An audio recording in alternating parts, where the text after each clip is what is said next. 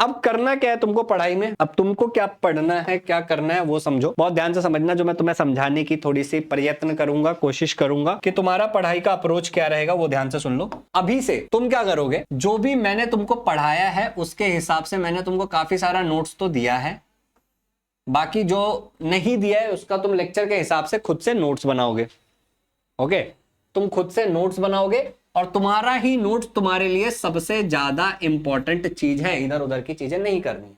अच्छा, उसके बाद तुम लोग क्वेश्चंस में क्या करोगे, जो क्वेश्चंस मैंने तुमको कराए हैं पहले तुम उन क्वेश्चंस को करोगे परफेक्ट। जो भी मैंने तुमको लाइव क्लास में जो भी क्वेश्चन करवाए हैं, अरे सब आते हैं बेटा, मैं पढ़ाऊंगा, डोंट वरी। जो भी मैंने तुमको क्वेश्चंस करवाए हैं इन द लाइव क्लास, तुम पहले उसको, तुम्हारी पहली प्रायोरिटी है। ओके, सारी दुनियादारी बाद में, सबसे पहले लाइव क्लास के क्वेश्चंस तुम्हारी प्रायोरिटी नंबर 1 है। अच्छा, एक बार तुमने लाइव क्लास के क्वेश्चन कर लिए, उसके बाद तुम्हारा प्रायोरिटी नंबर 2 है सॉल्व्ड एग्जांपल। ये सब परफेक्ट हो जाता है तब यहां पे आना है, ठीक है ना। सॉल्व्ड एग्जांपल, जब तुम्हारा सारा सॉल्व्ड एग्जांपल तुम कर लेते हो, निपटा देते हो, 8-10 ही है, ज्यादा है नहीं, उसके बाद तुम्हें करना है एक्सरसाइज के क्वेश्चंस। अब मान लो कि तुमने एक्सरसाइज भी निपटा दिया सारे के सारे, तुम्हें समझ में भी आ गया। अब तुम्हारा 4th प्रायोरिटी होता है फिर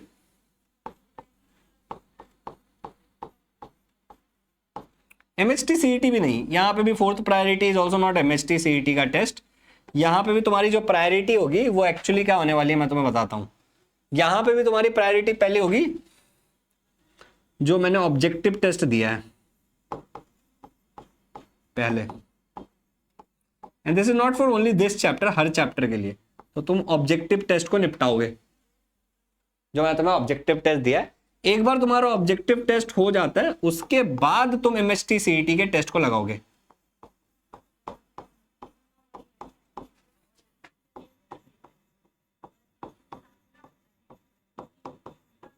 उसके बाद तुम इसको हाथ लगाओगे। अब अगर तुमने मूर्खता की तो सीखो ना उसको।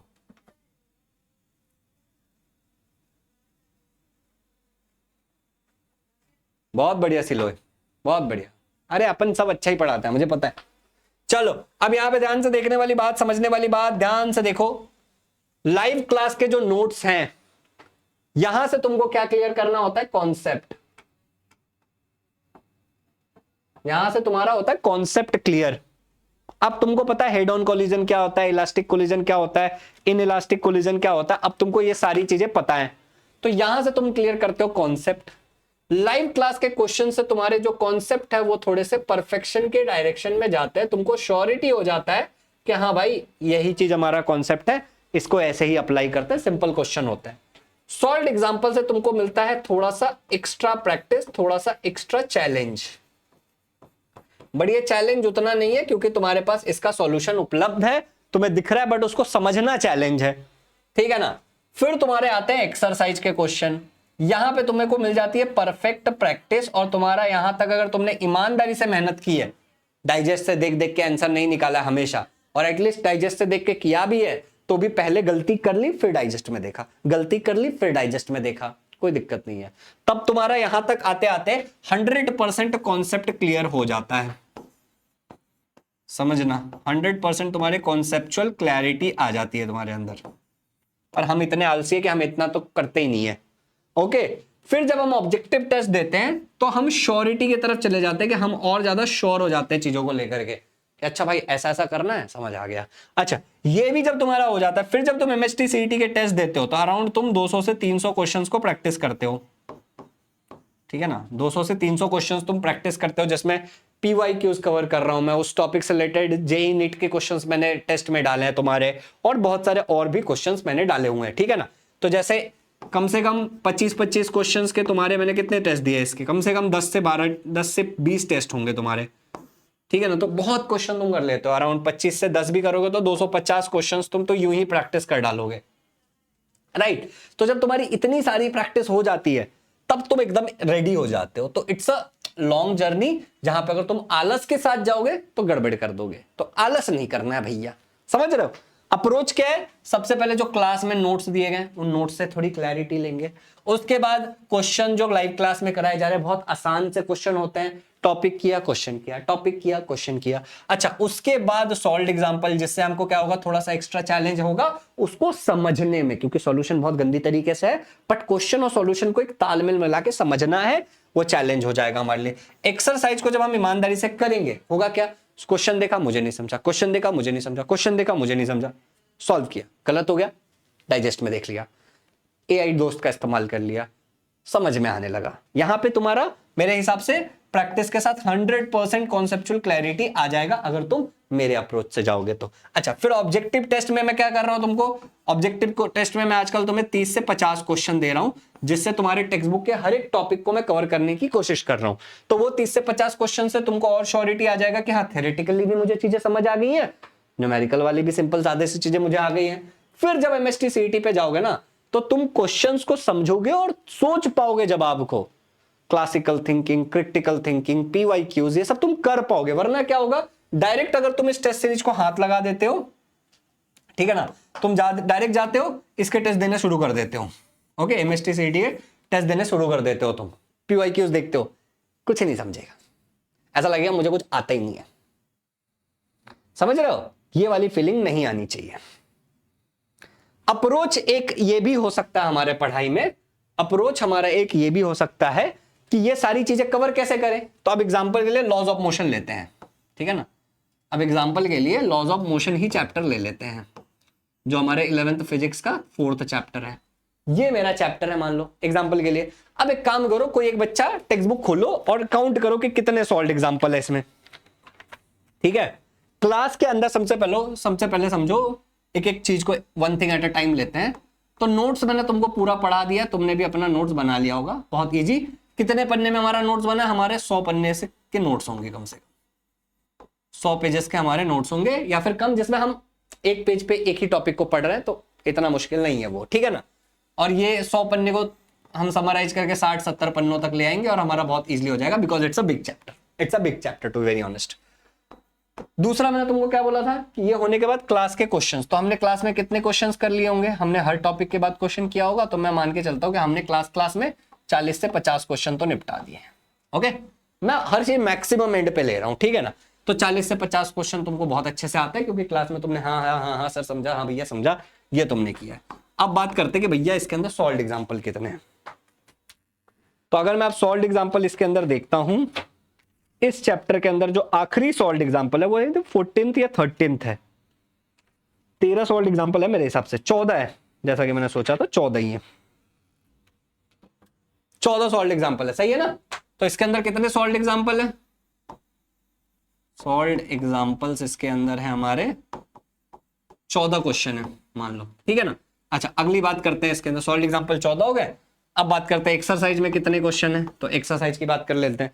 तो अगर मैं सारा मान लूं, ABCD करके काउंट करूं, तो पहले में 6 7 8, ठीक है, 8 के बाद सीधे सीधे हमारा जा रहा है 15 16 17, 17 और 8 19 20 21 22 23 24 25 26, मान लो यहाँ पे 30 मान लेता हूं मैं, अगर कुछ छूट भी गया होगा MCQ लेकर के भी 30 क्वेश्चन है, ठीक है ना। सारा माल मटेरियल मिला करके 30 क्वेश्चन है, सारे क्वेश्चन ले रहा हूं मैं, fill in the blanks, MCQ, theoretical question, दुनियादारी, सब कुछ। अब बात करते हैं कि भैया हम आ गए MHT CET के टेस्ट सीरीज पे। MHT CET वाले में कितना डाला है, तो मैं एक बार चेक करता हूं कि MHT CET वाले में तुम्हारे कितने टेस्ट डाले हैं मैंने।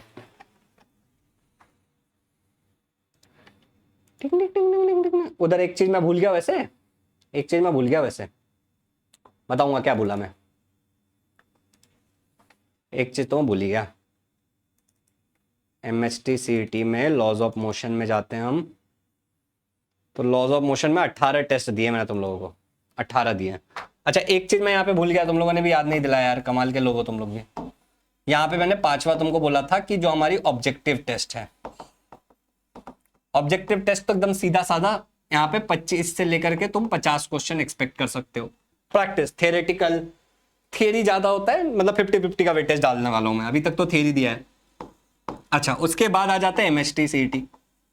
ये एक बड़ा चैप्टर है, ऐसे कई सारे चैप्टर बड़े हैं, तो बड़ा चैप्टर का एग्जांपल लेके बात कर रहा हूं कि इसमें मैंने 18 क्वेश्चन दिए, हर 18 टेस्ट दिए, हर टेस्ट में 25 क्वेश्चन है, अब मुझे बताओ कितने क्वेश्चन हो गए टोटल? 18 इंटू 25 टोटल कितने हो गए? जल्दी बताओ चैट में एवरीवन, कितने हो गए? 18 इंटू 25 आई थिंक 400 कुछ हो जाएगा, 450 हो जाएगा, 450 हो गया, 450। चलो काउंट मारते हैं, टोटल मारते हैं कितना हो गया। तो यहाँ पे टोटल मारते हैं कितना हो गया भैया। चलो ये हो गया मेरा 40 से 50 क्वेश्चन। मैं मान के चलता हूँ लेट से 40 क्वेश्चन इधर सॉल्व एग्जाम्पल हो गए मेरे 14। मान लो इधर 50 क्वेश्चन मैंने तुमको करा दिए और इधर तुमने 400 क्वेश्चन कर दिए। मान लो गिनो गिनो कितने हैं। ये मान लो 40 90 और ये 100, तो ये हो गया 500, अराउंड 500 रफली मैं मान रहा हूँ 500 क्वेश्चंस। तुम मुझे बताओ जब तुम 500 क्वेश्चंस करके जाओगे तो तुम्हें कोई रोक सकता है? ये तो मैं बहुत एक्सट्रीम लेवल की बात कर रहा हूं, पर करे कैसे इतने क्वेश्चन? इतनी इतनी शक्ति कहां से लाएं? तो इतनी शक्ति मैं तुम्हें बताता हूं कहां से लाएंगे। मान लो तुम डेली एक सिंपल सा अप्रोच रखते हो कि तुम डेली 10 क्वेश्चन कर रहे हो। मैंने मल्टीपल टाइम इस अप्रोच के बारे में बात किया है कि तुम डेली 10 क्वेश्चन कर रहे हो, 10 क्वेश्चन पर डे डेली। ये तुम्हारा अप्रोच है, चाहे तुम किसी भी कॉम्पिटिटिव एग्जाम के लिए तैयारी कर रहे हो। तो महीने भर में तुम 10 के हिसाब से तुम कितने क्वेश्चन कर डालोगे? 300 क्वेश्चन कर डालोगे, ठीक है ना। तुम्हारे पास अगर तुम 10 महीने भी पढ़ते हो, तुम अगर 10 महीने भी पढ़ते हो तो भी तुम 3000 क्वेश्चन निपटा लोगे कंसिस्टेंटली। अब ऐसा तो कोई तुमने कसम तो खाया नहीं कि तुम 10 ही करोगे। सेम काइंड ऑफ क्वेश्चन बहुत सारे होंगे, बहुत सारे क्वेश्चन तुमको कराए जा रहे हैं। तो तुम अगर साल भर अगर तुम पढ़ते हो तो साल भर में तुम आराम से 5000 क्वेश्चन तो तुम निपटा ही दोगे भाई। 5000 क्वेश्चन तो तुम आराम से निपटा दोगे। बस डेली का 10 से 12 का एवरेज रखो। पहले गलती करो, खुद से ट्राई करो, गलती करो, सही करो, गलती होगी या सही होगी। और एक बार हमारा गलत या सही हो जाता है, उसके बाद हमारा क्या होगा कि हम फिर सॉल्यूशन देखेंगे और अपने मिस्टेक को आइडेंटिफाई करेंगे, फिर हमारे मिस्टेक को हम लोग करेक्ट करेंगे। तो ये हमारा अप्रोच होगा। अरे जब मैं ये सारे क्वेश्चन दे रहा हूं तो मैं तुम्हारा सब कवर कर रहा हूं भाई। मैं तुम लोगों का रिक्वायर्ड एनसीईआरटी कवर कर रहा हूं, required previous year questions cover कर रहा हूं टॉपिक से, नीट के, जेई के, एमएचटी सीईटी के। मैं तो तुम्हारा एक्सरसाइज कवर कर रहा हूं, तुम्हारा सब तो मैं कवर करवा ही रहा हूं। इतना टेंशन लेने वाली कौन सी बात है यहाँ पे? समझ गए बच्चा लोग? अरे क्लियर हुआ? समझ आया? कोई जरूरत नहीं, जिस हिसाब से मैं पढ़ा रहा हूं उस हिसाब किताब से कोई जरूरत नहीं है। तो भाई ये नोट्स तुमको नहीं मिल पाएगा, तुमको खुद ही बनाना है, क्योंकि सॉफ्टवेयर में मुझे नहीं पता, एक्सपोर्ट का थोड़ा दिक्कत है। मुझे सॉफ्टवेयर बदलना है, उसमें मुझे 2 से 3 दिन लगेंगे, ठीक है ना। ये स्मार्ट बोर्ड का सॉफ्टवेयर बदलने में मुझे 2 से 3 दिन लगेंगे। बट आई होप कि तुम्हें सारी चीजें क्लियर हो गई हैं। ओह हा। चलो अब थोड़ा डाउट क्लियरिंग वगैरह करते हैं।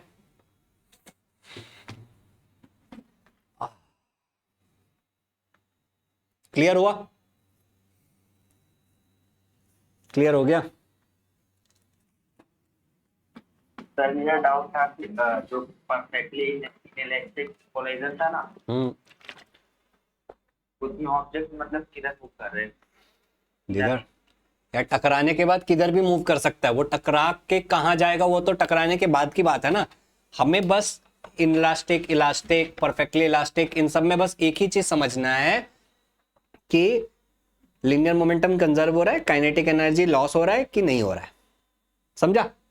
अब जब परफेक्टली इनइलास्टिक की हम बात करते हैं तो ये है कि दो बॉडी जब टकराएगी तो दोनों एक ही दिशा में जाएगी साथ में। समझ आया?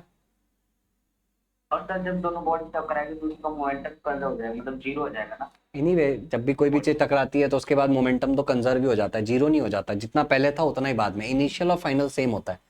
इट्स लाइक कि पहले भी तेरे पास 10 रुपए था, तूने धंधा किया, बिजनेस किया, उसके बाद भी तेरे पास 10 ही रुपए है। समझा? सर इस पे न्यूमेरिकल मुझे याद है, 9th में था गन का, मतलब वो गन फायर होती तो मोमेंटम आता है। करेंगे, इतने क्वेश्चन करने हैं अभी, पहले पढ़ लेते हैं थोड़ा, उसके बाद एमएसटी सीईटी वाली भी चीजें करनी है ना। ठीक है, बहुत क्वेश्चन कराने वाला हूँ, टेंशन मत ले, उतने तू कर नहीं पाएगा। ओके चलो, अच्छा अब